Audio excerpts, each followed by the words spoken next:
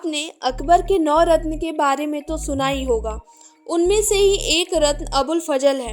अबुल फजल अकबर के ऐसे 9 रत्न थे जिन्हें अकबर के बेटे जहांगीर ने मरवाया। उनका परिचय कुछ ऐसा है कि मुगल कार्यकाल की प्रसिद्ध पुस्तक अकबरनामा और आईने अकबर की रचना के लिए जाने जाते हैं। इसके अलावा वे अपनी बुद्धि वफादारी के कारण अकबर के चहीते थे। बावजूद इसके जहांगीर पर उनकी हत्या का आरोप लगाया जाता है। सवाल लाजमी हो जाता है कि आखिर क्यों जहांगीर ने अकबर के 9 रत्न में से एक अबुल फजल की हत्या करवाई। 1551 में उत्तर प्रदेश के आगरा जिले में जन्मे अबुल फजल अरब देश के मूल निवासी थे और उनका पूरा नाम था फजल एव नु मुबारक। बचपन से ही वे बुद्धिमान और प्रतिभावान बालक थे, लिहाजा पिता शेख मुबारक ने उनके लिए उच्च शिक्षा व्यवस्था का प्रबंध किया था। ऐसे में अबुल फजल भी पूरी मेहनत और लगन से तालीम हासिल करने में लग गए थे।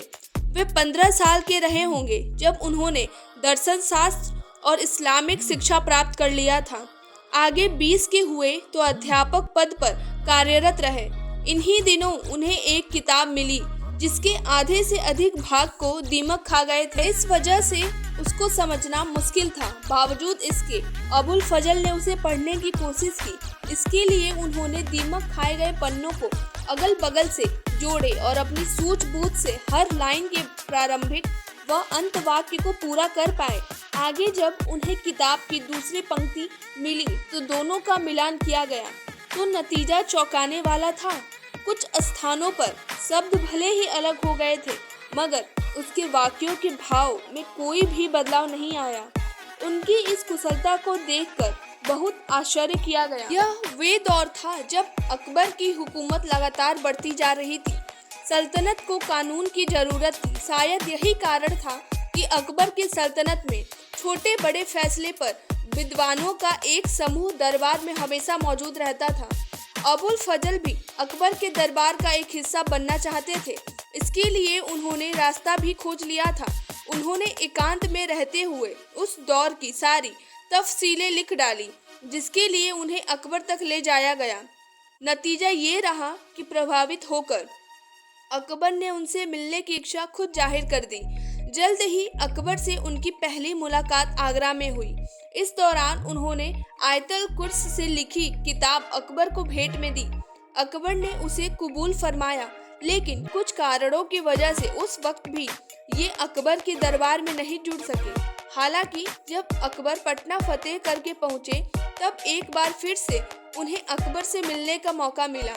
इस बार उन्होंने अकबर को अकबर जिल्लेदारी की तहसीर पेश की। अकबर ने उसे स्वीकार कर लिया और कई मुद्दे पर राय मशवरा किया। कहते हैं कि इस मुलाकात के बाद अकबर उनका कायल हो गया और उसने अबुल फजल को अपना दरबारी बना लिया। अबुल फजल अकबर के दरबार में रहकर उनके एक प्रिय साथी बनते गए। उन्होंने अकबर के कुछ युद्ध अभियानों को सफल बनाने में भी साथ दिया।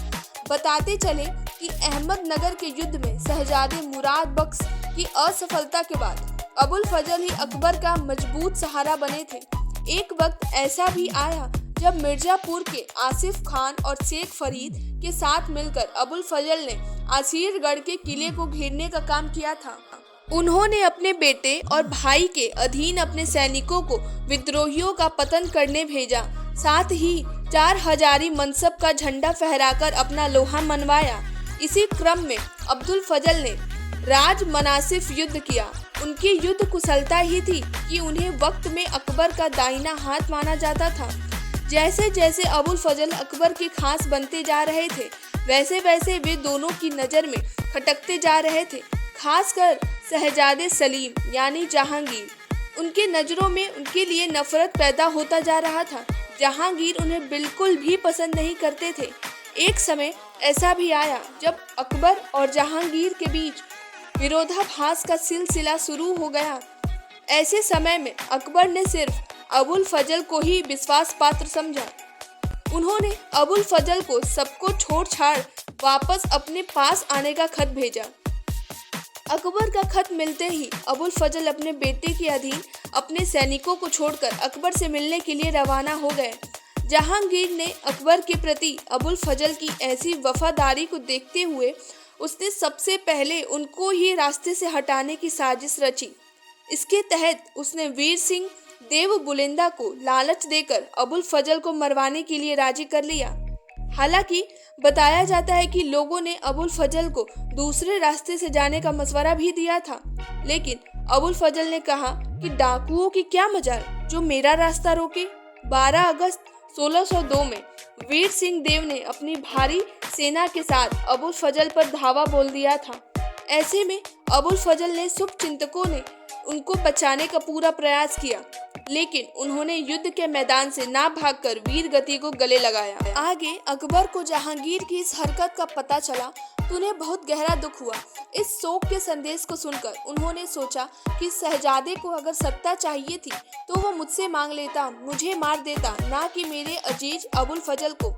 अबुल फजल कई सालों तक अकबर के दरबार में रहा और अपनी काबिलियत के दम पर सलाहकार के पद पर भी कायल रहे थे।